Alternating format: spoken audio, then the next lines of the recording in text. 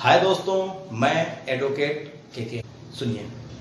हम भारत के लोग भारत को एक संपूर्ण प्रभुत्व संपन्न समाजवादी पंथ निरपेक्ष लोकतंत्रात्मक गणराज्य बनाने के लिए तथा उसके समस्त नागरिकों को सामाजिक, आर्थिक और राजनैतिक न्याय, विचार, अभिव्यक्ति, विश्वास, धर्म और उपासना की स्वतंत्रता, प्रतिष्ठा और अवसर की समता प्राप्त कराने के लिए तथा उन सब में व्यक्ति की गरिमा और राष्ट्र की एकता और अखंडता सुनिश्चित करने वाली बंधुता बढ़ाने के लिए दृढ़ संकल्प होकर अपनी इस संविधान सभा में आज तारीख 26 नवंबर 1949 ईस्वी मिति मार्गशीर्ष शुक्ला सप्तमी संवत 2006 विक्रमी को एतत् द्वारा इस संविधान को अंगीकृत, अधिनियमित और आत्मार्पित करते हैं।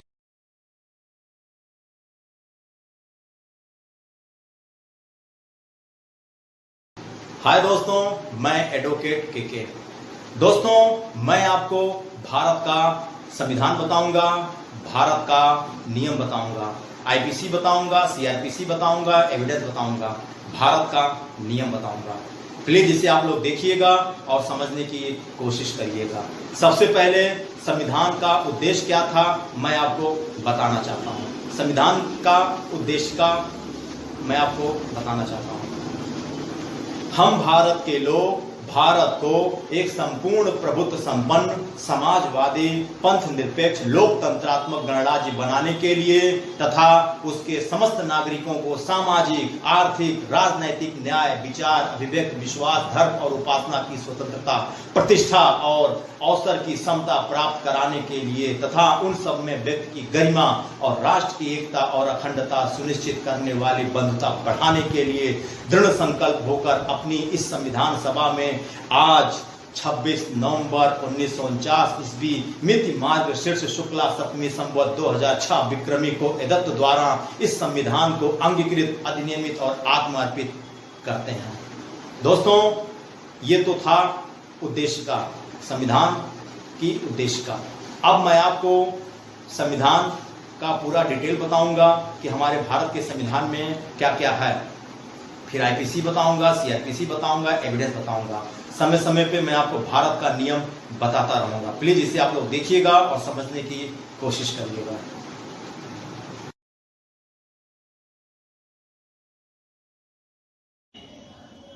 भारत का संविधान भारत के लोगों द्वारा बनाया गया तथा स्वयं को समर्पित किया गया।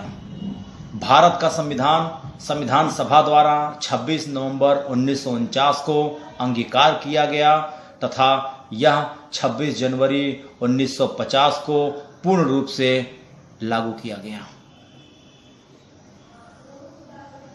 संवैधानिक इतिहास, मैं आपको संवैधानिक इतिहास के बारे में कुछ बातें बताऊंगा। ईस्ट इंडिया कंपनी की स्थापना 31 दिसंबर 1600 को लंदन में हुई। इसी तारीख को ईस्ट इंडिया कंपनी ने महारानी एलिजाबेथ से शाही चार्टर प्राप्त कर लिया था। 1773 के रेगुलेटिंग एक्ट में भारत में कंपनी के शासन के लिए पहली बार एक लिखित संविधान प्रस्तुत किया गया।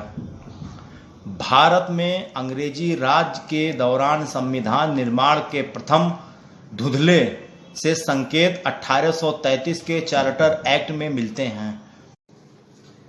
हाय दोस्तों, मैं एडवोकेट के। हाय दोस्तों, मैं एडवोकेट के।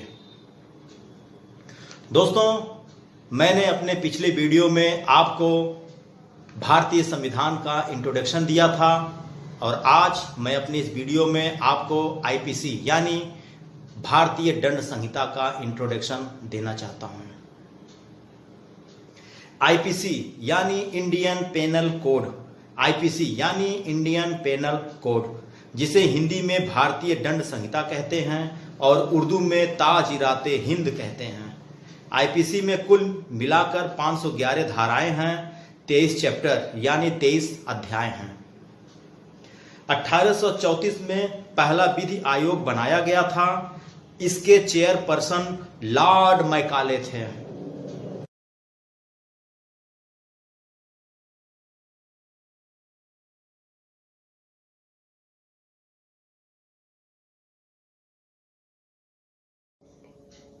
संवैधानिक इतिहास। संवैधानिक इतिहास। ईस्ट इंडिया कंपनी की स्थापना 31 दिसंबर 1600 को लंदन में हुई। इसी तारीख को ईस्ट इंडिया कंपनी ने महारानी एलिजाबेथ से शाही चार्टर प्राप्त कर लिया था। 1773 के रेगुलेटिंग एक्ट में भारत में कंपनी के शासन के लिए पहली बार एक लिखित संविधान प्रस्तुत किया गया। भारत में अंग्रेजी राज के दौरान संविधान निर्माण के प्रथम धुंधले से संकेत 1833 के चार्टर एक्ट में मिलते हैं। भारत में अंग्रेजी शासनाधीन सभी क्षेत्रों में संपूर्ण सिविल तथा सैनिक शासन तथा राजस्व की निगरानी, निर्देश और स्पष्ट रूप से governor general of India in council को सौंप दिया गया। इस प्रकार गवर्नर जनरल की सरकार भारत सरकार और उसकी परिषद भारतीय परिषद के रूप में जानी गई। भारतीय परिषद एक्ट 1861 दो महत्वपूर्ण कारणों से महत्वपूर्ण है। एक तो यह कि इसने गवर्नर जनरल को अपनी विस्तारित परिषद में भारतीय जनता के प्रतिनिधियों के नामजद करके उन्हें विधायी कार्य से संबद्ध करने का अधिकार दे दिया। दूसरा यह कि इसने गवर्नर जनरल की परिषद की विधायी शक्तियों का विकेंद्रीकरण कर दिया तथा उन्हें बंबई तथा मद्रास की सरकारों ने निहित कर दिया। भारतीय राष्ट्रीय कांग्रेस का जन्म श्री गणेश 1885 में हुआ। A.O. हुम इसके प्रणेता थे और W.C. बनर्जी प्रथम अध्यक्ष बने। इसका प्रथम अधिवेशन 28 से 30 दिसंबर 1885 को बंबई में श्री W.C. बनर्जी की अध्यक्षता में हुआ। कांग्रेस ने 1906 के अधिवेशन में घोषणा की कि इसका अंतिम लक्ष्य स्वराज है। नरमपंथियों के अनुसार इसका अर्थ था अंग्रेजी साम्राज्य के अधीन संसदीय स्वशासन और अतिवादियों के लिए इसका अर्थ था स्वाधीनता। 1919 के भारत शासन एक्ट द्वारा दैध शासन की एक नई पद्धति की शुरुआत हुई। 1919 के एक्ट के अधीन एक्ट के कार्यकरण की जांच करने तथा उसके संबंध में रिपोर्ट देने और सुधार के लिए आगे और सिफारिशें करने के लिए 10 वर्ष बाद यानी 1929 में एक आयोग गठित करने का उपबंध था। लेकिन 2 वर्ष पहले ही 1927 के भारतीय संवैधानिक आयोग साइमन कमीशन की नियुक्ति की गई। इसके सारे सदस्य भारतीय थे। कांग्रेस के 1929 के लाहौर अधिवेशन में पूर्ण स्वराज के संबंध में एक प्रस्ताव पास किया गया। नमक कर संबंधी कानून को तोड़ने के आह्वान तथा समुद्र तक पहुंचने के लिए गांधी आंदोलन आरंभ हो गया। 3 गोलमेज सम्मेलन क्रमशः 1930, 1931 एवं 1932 में आयोजित किया गया। 1935 में भारत शासन एक्ट बना। इस एक्ट के द्वारा देश को एक लिखित संविधान देने का प्रयास किया गया था। 1942 में क्रिप्स मिशन भारत आया। इसमें यह प्रस्ताव था कि भारत का दर्जा डोमिनियन का होगा और युद्ध के बाद यानी प्रथम विश्व युद्ध भारतीयों को अधिकार होगा कि वे अपनी संविधान सभा में अपने लिए संविधान बना सकें। गांधी जी ने इस प्रस्ताव को बाद में तारीख का चेक, पोस्ट डेटेड चेक कहकर निंदा किया। जुलाई 1942 में वर्धा के कांग्रेस कार्यकारिणी ने एक प्रस्ताव पास किया जिसमें मांग की गई थी कि अंग्रेज भारत छोड़कर चले जाएं। 8 अगस्त 1942 को बंबई में अखिल भारतीय कांग्रेस कमेटी ने इस प्रस्ताव को स्वीकार कर लिया। कमेटी के समक्ष भाषण देते हुए गांधी जी ने घोषणा की थी कि यह करो या मरो का निर्णय, करो या मरो का निर्णय। 1945-46 में प्रांतीय विधानसभाओं के चुनाव कराए गए। प्रांतीय विधानसभाओं के चुनाव के समय भारत में कैबिनेट मिशन 1945 में भारत आया। प्रथम राष्ट्रीय सरकार की घोषणा 24 अगस्त 1946 को की गई। मार्च 1947 में लॉर्ड लुई माउंटबेटन को सत्ता के निर्बाध ब्रिटेन को सत्ता के निर्बाध हस्तांतरण की व्यवस्था करने के लिए नए वायसराय के रूप में भेजा गया और अंततः 15 अगस्त 1947 को देश का विभाजन की तिथि निश्चित की गई। माउंटबेटन की योजना के आधार पर ब्रिटिश संसद ने भारतीय स्वतंत्रता विधेयक 1947 पारित किया। भारतीय स्वतंत्रता एक्ट के अनुसार 14-15 अगस्त को भारत तथा पाकिस्तान की 2 डोमिनियनों का गठन हो गया। संविधान का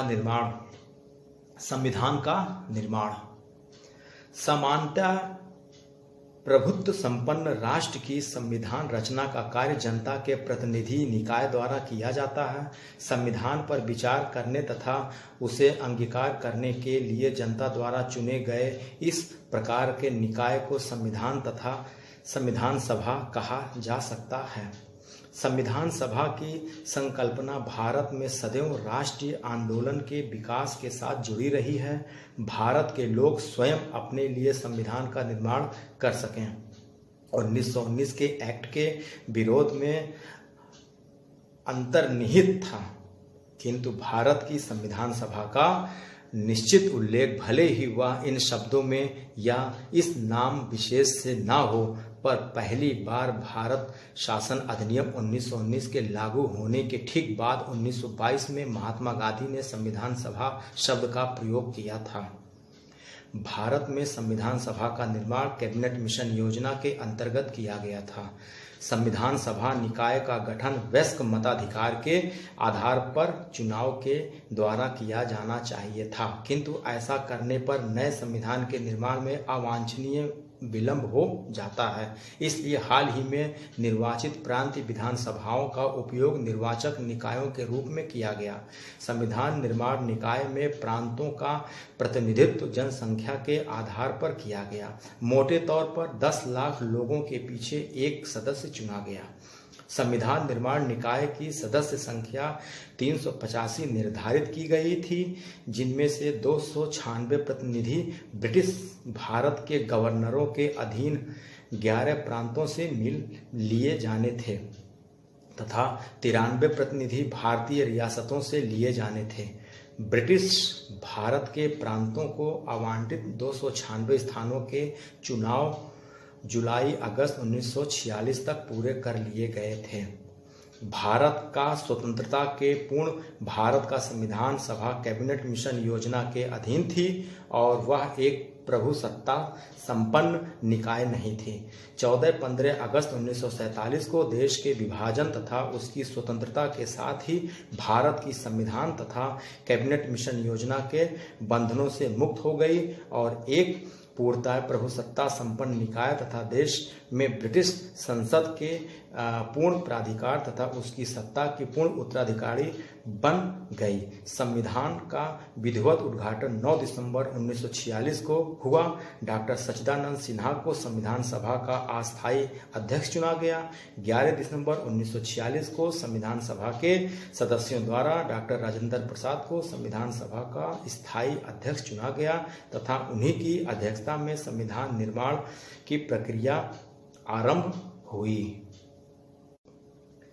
11 दिसंबर 1946 की बैठक में बी.एन. राव को संवैधानिक सलाहकार नियुक्त किया गया। 29 अगस्त 1947 को डॉक्टर भीमराव अंबेडकर की अध्यक्षता में प्रारूप समिति की स्थापना की गई। भारतीय संविधान का प्रारूप बी.एन. राव द्वारा तैयार किया गया। भारत के संविधान निर्माण में कुल 2 वर्ष 11 माह 18 दिन का समय लगा। 26 नवंबर 1949 का संविधान सभा ने संविधान के निर्माण का कार्य पूरा कर लिया। संविधान के कुछ उपबंध 26 नवंबर 1949 को प्रवृत्त हुए और शेष उपबंध 26 जनवरी 1950 को प्रवृत्त हुए, जिसे संविधान के प्रवर्तन की तारीख कहा जाता है।